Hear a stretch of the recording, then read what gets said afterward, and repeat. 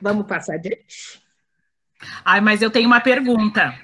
É a Val agora, né? Tenho uma pergunta. É verdade que a dona letra maiúscula e a dona letra cursiva são tuas primas? São primas. Eu convidei elas para participar da Semana Literária, mas elas têm um compromisso. Talvez uma delas apareça até o final da semana, não sei. Eu convidei. Estão convidadíssimas. Tá bom, Sorelão, porque eles sempre me perguntam, ai, como é parecida com a Sorelão? Eu digo, é prima dela, são primas dela.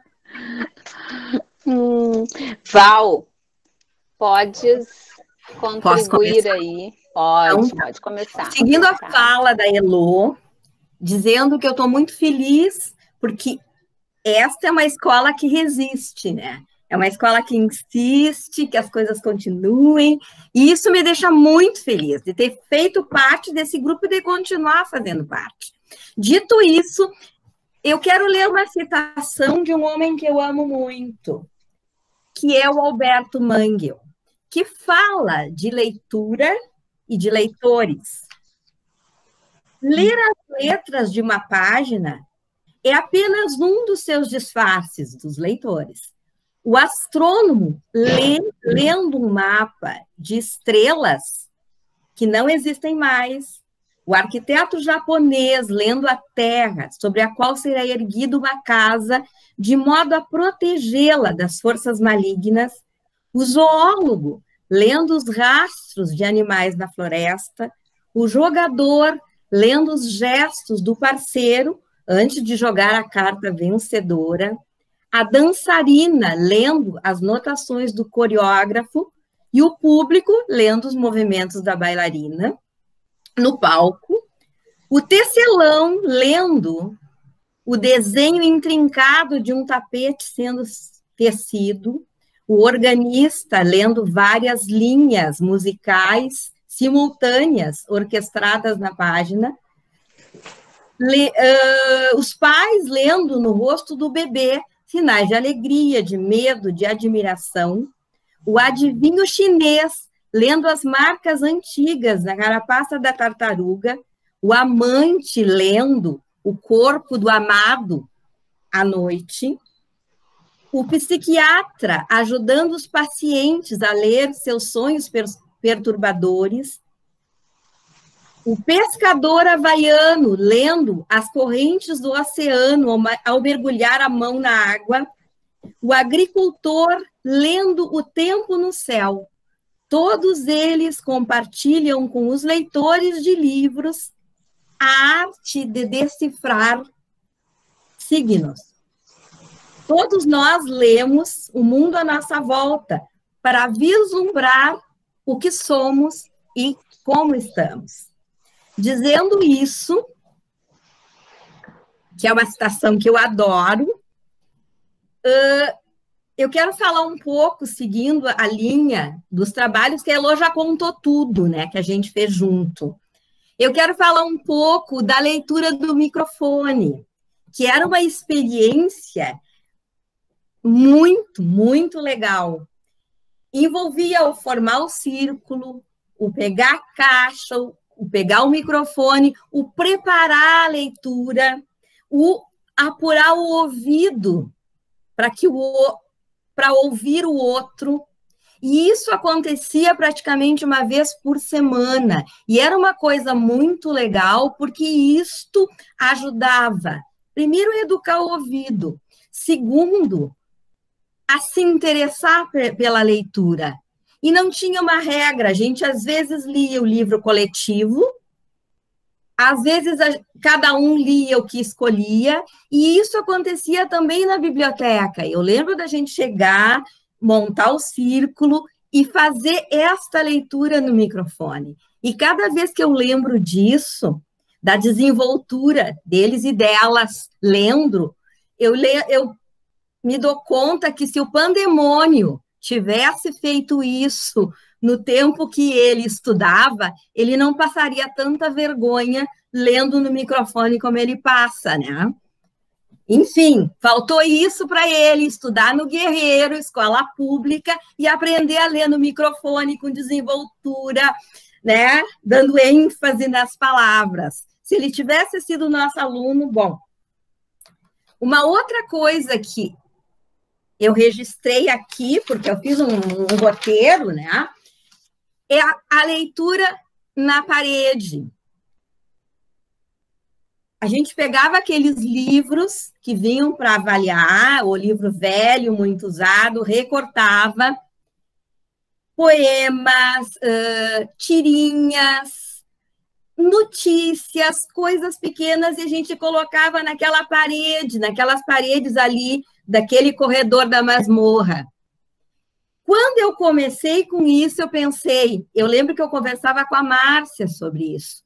Ninguém vai ler, né? Eu estou aqui recortando isso e colando, mas, enfim, se ninguém ler, vai servir para enfeitar o corredor. E qual não foi a nossa surpresa? Que liam. E vinha gente de outras turmas e ficavam paradinhos ali, lendo no corredor. Então, era um outro fazer leitura na escola, né? Uma outra forma de fazer. Eu continuo? Posso continuar? Então, gente, eu também quero chamar mais uma vez o Alberto Mangel e para falar sobre este movimento contra o conhecimento que a gente está passando nesse país. O Alberto diz o seguinte: as páginas de um livro são semelhantes ao medo intemporal que os homens têm das mulheres, do que as mulheres podem fazer em lugares secretos, do que as bruxas e os alquimistas possam fazer em segredos atrás das portas. É por isso que eles têm medo, proíbem, ameaçam e censuram. Censuram porque têm medo. Mas nós, leitores, temos obrigação de sermos subversivos sempre. Então, nós continuamos lendo, embora eles tentem nos fazer calar a boca.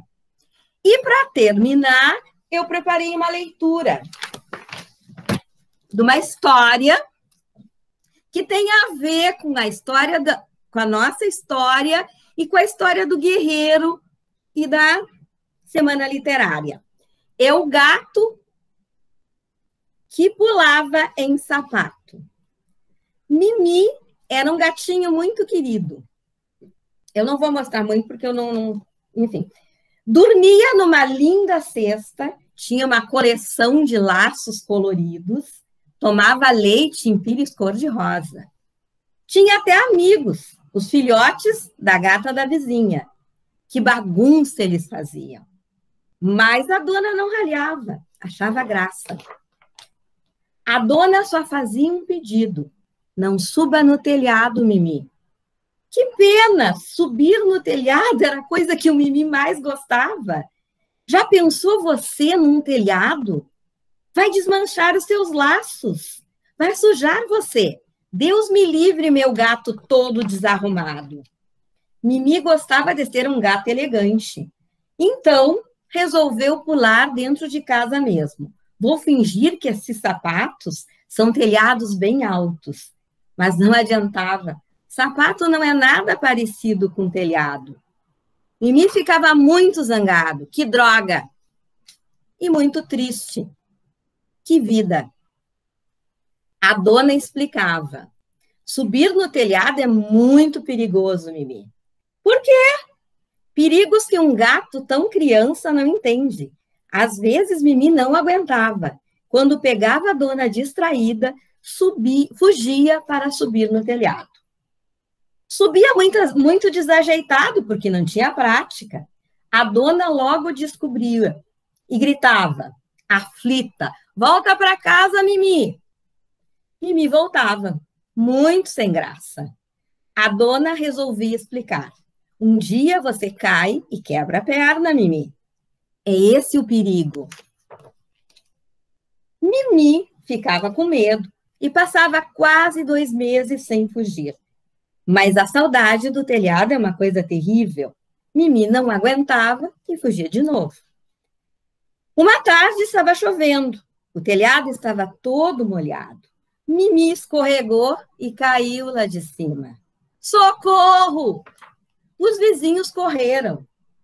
Será que Mimi morreu?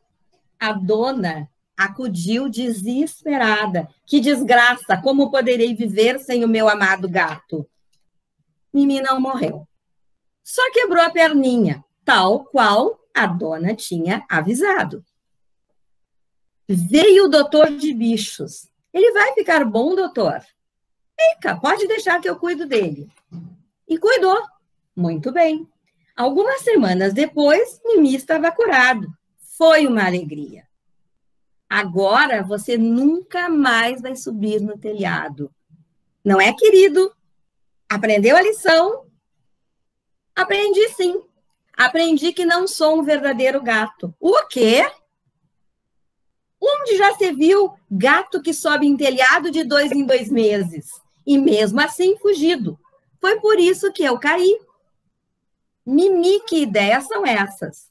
Agora eu vou subir todos os dias. Preciso praticar. Meu Deus! E Mimi passou a fazer treinamento de telhado todas as manhãs. Os gatinhos da vizinha olhavam espantados. Eu queria ter a coragem do Mimi. No princípio, Mimi fazia muitos erros, mas explicava aos gatinhos: gato que não sobe em telhado não é gato. E as coisas que Mimi usava foram para um armário. Ele não precisava mais disso. A dona apertava as mãos de susto. Mimi, querido, que perigos você está correndo? Mas Mimi a acalmava. Pode confiar em mim, sei o que estou fazendo. Com o tempo, a dona se habituou. Começou até a gostar. Mimi foi ficando treinadíssimo. Começou a dar lições de telhado aos gatinhos da vizinha. Eles eram muito bons alunos. Aos poucos, Mimi foi indo para mais longe de casa. Nessas horas, ele deixava os alunos. Eles ainda não estavam preparados. Na volta, contava aos gatinhos: vocês não imaginam quantos telhados existem nessa vida. A dona estava muito orgulhosa. Já não tinha medo nenhum. Gostava de ir para a janela e mostrar às amigas: aquele é o meu gato, é um ótimo subidor de telhados. Pode até chover, que ele não cai. Que a gente continue procurando novos telhados e se arriscando. Obrigada. Bom, ótimo. Dando continuidade, então, às nossas falas, a professora Luciane, é a sua vez. Então, eu vou falar rapidinho aqui, né? Me manter nos meus 10 minutinhos. E eu quero falar de 2 estratégias de leitura, tá?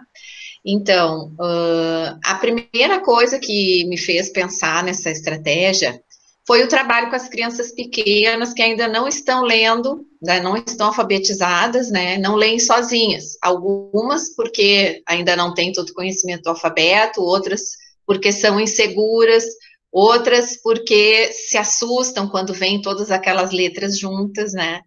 E eu tinha o costume de fazer com as minhas turmas pequenas, um determinado dia, um determinado horário que a gente sentava com os livrinhos da sala e as crianças escolhiam aqueles livrinhos e nós separávamos meia hora, 50 minutos, o tempo do período, para manusear os livros e tentar olhar.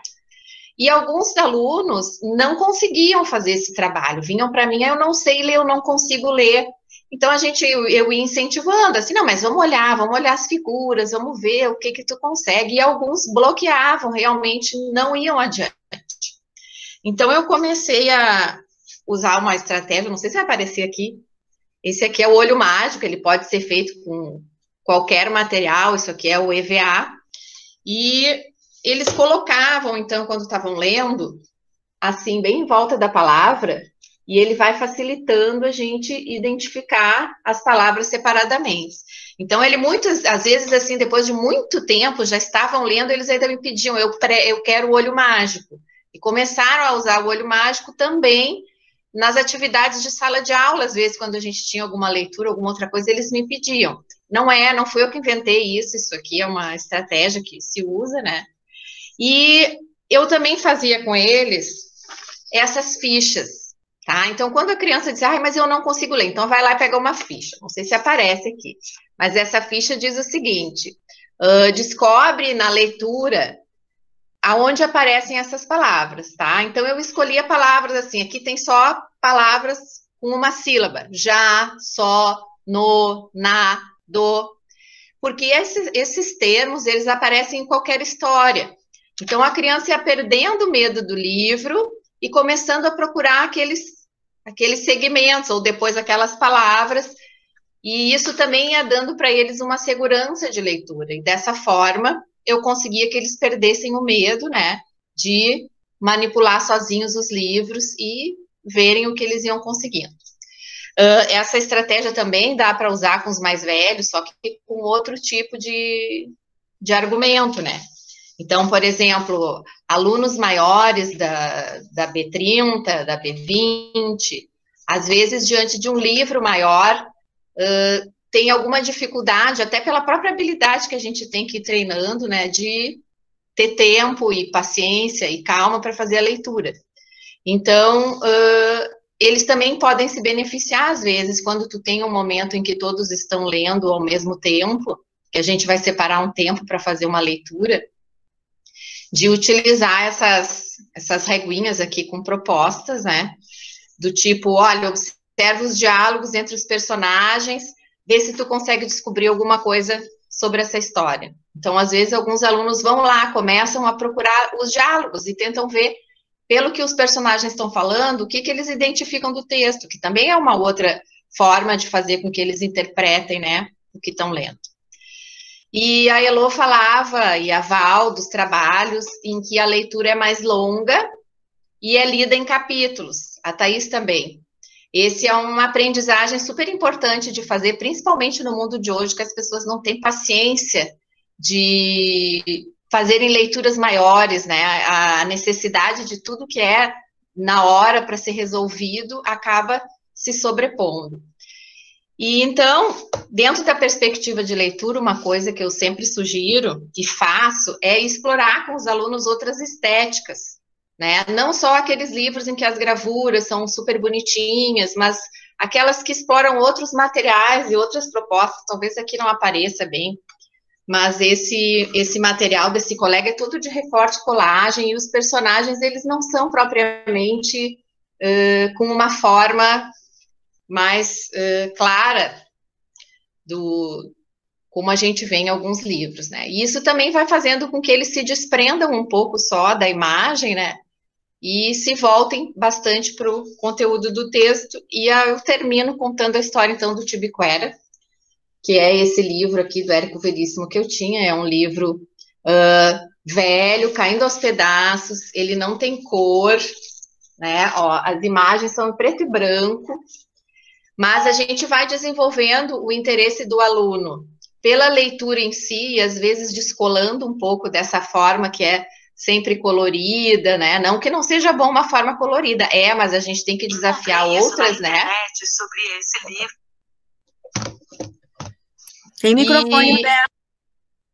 E aí, o que acontece? Eu comecei a contar essa história para as crianças do 2º ano, ou seja, pequenininhos, em capítulos. E foi um ano muito complicado, no ano em que eu contei esse texto, porque a gente teve várias greves, né? Greves curtas que iam se interrompendo, e foi um ano bem complicado. A gente teve várias paradas. Então, às vezes, o 2º capítulo eu fui ler 2 semanas depois de ter lido o primeiro. Para crianças tão pequenas assim, isso é difícil, né? Mas eles lembravam e eles queriam. Teve uma vez que uma aluna disse para mim, professora, ela faltou aula num dia, a senhora leu o Tibiquera? Eu disse, não, graças a Deus, ela disse, porque eu queria ouvir a história. E, por fim, o Tibiquera foi lido e ele foi uma coisa tão apaixonante para as crianças aquela história, né? Que ele ganhou vida, ele veio para o colégio, ele chegou de uma forma mágica, ele acompanhou as crianças o ano todo, né? E as crianças viam o Tibiquera como um ser vivo mesmo ali com elas, né? E foi a coisa mais linda, assim, acho que todo mundo conheceu o Tibiquera no colégio. O Tibiquera tinha uma cama que eles fizeram, todos os dias eles iam buscar o Tibiquera que dormia na secretaria. Quando ele não estava na secretaria, onde estava o Tibiquera, onde é que ele foi dormir? Então, eles tinham um horário para ficar com o Tibiquera na sala de aula, era por ordem alfabética, um período cada um aluno. Eles diziam, professora, já bateu esse período, agora é o fulano que tem que estar com o boneco. Então, esse boneco que veio de um livro que não tinha nenhum apelo, né, visual, mas a história que envolveu, que trouxe esse amor, né, e eu tenho certeza que as crianças ficaram, assim, com uma lembrança da leitura e de viver essa leitura e de viver um personagem e trazer o personagem para a nossa vida, que eles vão levar. Eu acredito nisso. Era isso.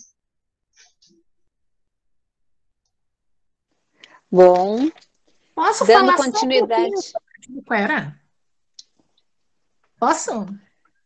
Pode, não quer deixar para o final?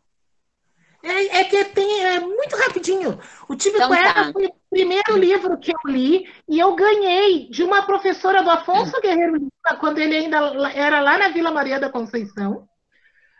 Eu estava na 4ª série e o Guerreiro lá só ia até a 4ª série e foi o primeiro livro que eu ganhei de presente. E eu li, então ele marcou, ele tem história com o Guerreiro, esse índiozinho, hein? Só isso. Rafaele, estás por aí? Sim. Tá. Podes começar.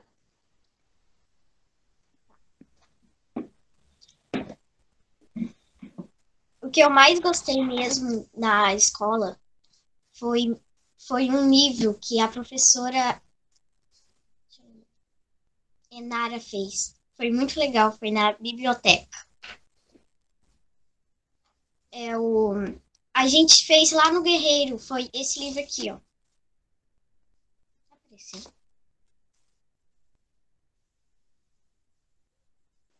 Mostra melhor o livro e diz que livro é, para as pessoas entenderem direitinho e o que ele te passou, por que tu gostou, quem sabe tu fala um pouco disso. É esse livro aqui, ó. A gente fez, um monte de escola fez, um monte de aluno, foi muito legal, cada um fez uma parte. Consegue ver? Esse livro é muito bom, posso ler um pouco dele? Pode sim, lê um pedaço que tu acha importante, claro.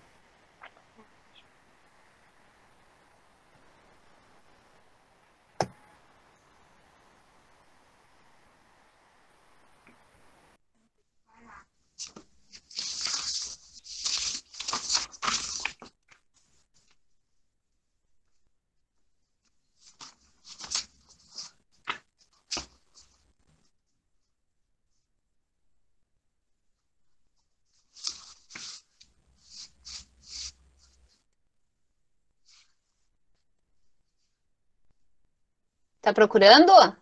É isso?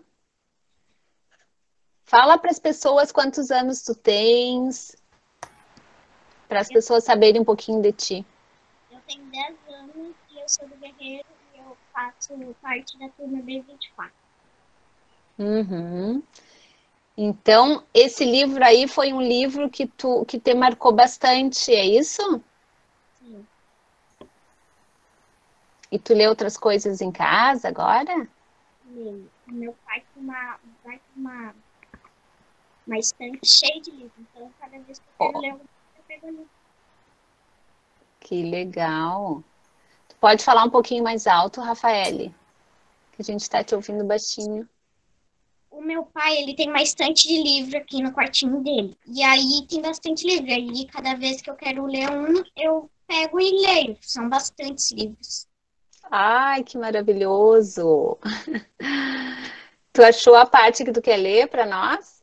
Uhum. Tá, então tá. É amar. Quando um coração abraça e beija e vive em um sofrimento, quando a pessoa está doente e a gente dá carinho em um chocolate quente, é uma coisa profunda e séria. Porque o coração não tem fundo, ele cabe todo o mundo e ninguém se afoga. Olha só que coisa linda! Que legal! Palmas!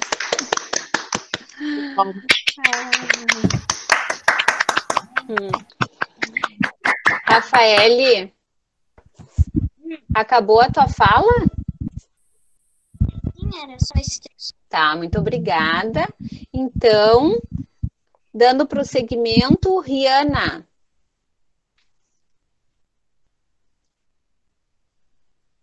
Não é Hannah? Hannah. Desculpe. Hannah. Tá todo mundo me vendo? É Rihanna, tá. Sim. É Hannah. Desculpe. Eu sou a Hannah. Tá, eu sou a Hannah. Eu saí da escola ano passado. No ano letivo passado, eu era da C32. E o que eu mais gostava na escola também era da semana literária. Eu gostava bastante de ver os professores e outras pessoas indo visitar para contar histórias, falar dos livros. E o que eu mais gostei foi da última semana literária, que foi o José Faleiro, que foi lá contar sobre o livro dele, o Vila Sapo. Eu gostei bastante de ouvir. E achei super legal ele ser daqui, ter estudado na escola. Eu descobri depois também que a irmã dele foi melhor amiga da minha mãe na infância. Eu achei super legal. Eu acho que ele é um bom escritor. Gostei bastante das histórias que ele contou. E na escola que eu gostava da aula de português, quando a professora Kelly fazia os trabalhos e fazia contação na biblioteca. Acho que o livro que eu mais gostei de ler na escola, que eu li assim, individual, sem ser por algum professor ler ou alguma coisa assim, acho que foi Lolita. Eu achei a história bem impactante, bem legal. E outro livro que eu gostei bastante de escutar foi... Acho que o nome do livro era Giramundo. Assim comecei. Que a professora Kelly contou pra gente. O que eu me lembro da história foi que era um menino que tinha um amigo na África e eles conversavam por carta. E eu achei bem legal essa história que a professora Kelly contou pra gente.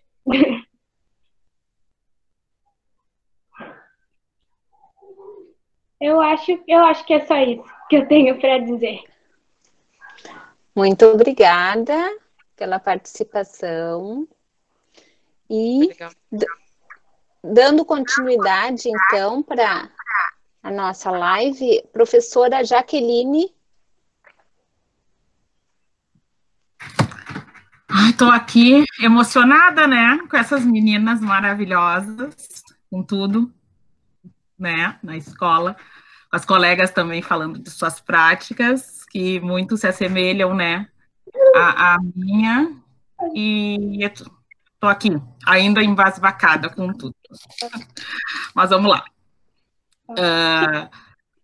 Quando me convidaram, né, na verdade, já era a equipe da biblioteca me convidando, né, para fazer essa mesa, para organizar essa mesa, né, chamar as pessoas, e me pontuaram que essas pessoas chamadas aqui hoje são as pessoas que são as colegas que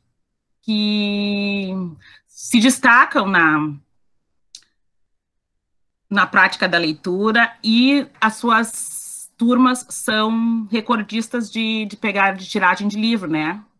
aquele ranking que se faz aquele ranqueamento, são recordistas, então, vencedoras na tiragem de livros. Era para a professora Patrícia Bandeira também estar aqui apresentando, mas aí ela disse que é os alunos dela que ela conta, né? Então, ficou meio encabulado, então a gente deixou assim.